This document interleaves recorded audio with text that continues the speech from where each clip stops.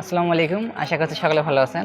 আজকে আমি আপনাদের এলইডি টিভির ব্যাকলাইট রিপেয়ার করার জন্য আলাদাভাবে ব্যাকলাইট কিনতে পাওয়া যায়, সেই ব্যাকলাইটগুলোর সাথে আমি পরিচয় করে দিতে চাচ্ছি।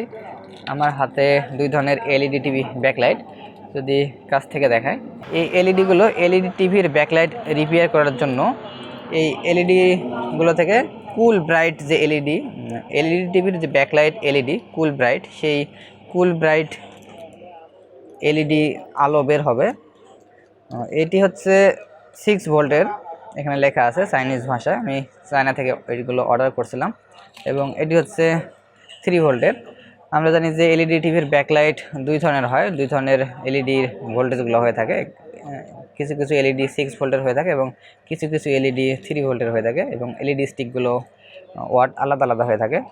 যেগুলো এলইডি স্টিক 3 ভোল্টের এলইডি দিয়ে এলইডি স্টিক তৈরি বা 3 ভোল্টের এলইডি স্টিক, সেগুলোতে এই 3 ভোল্টের এলইডিগুলো লাগাতে হবে। এবং যেগুলোর এলইডি স্টিক 6 ভোল্টের বা এলইডিগুলো 6 ভোল্টের, সেগুলোতে এই 6 ভোল্টের এলইডি লাগিয়ে এলইডি টিভির ব্যাকলাইট সহজেই রিপেয়ার করা সম্ভব।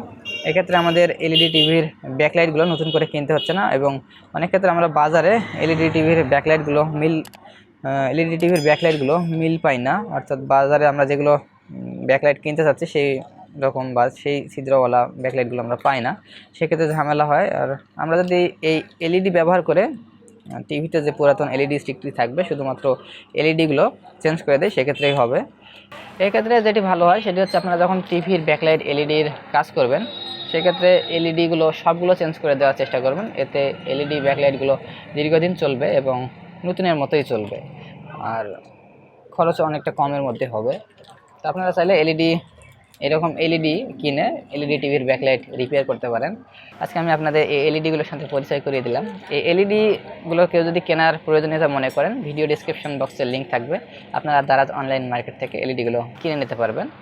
তো আজকের এই ভিডিওটি ভালো লাগলে বা ভিডিওতে কোনো গুরুত্বপূর্ণ পরামর্শ পেয়ে থাকলে ভিডিওটি অবশ্যই লাইক করবেন, এবং দেখা হয় আপনাদের সামনে আগামী ভিডিওতে। সকালে ভালো থাকবেন। আল্লাহ হাফেজ।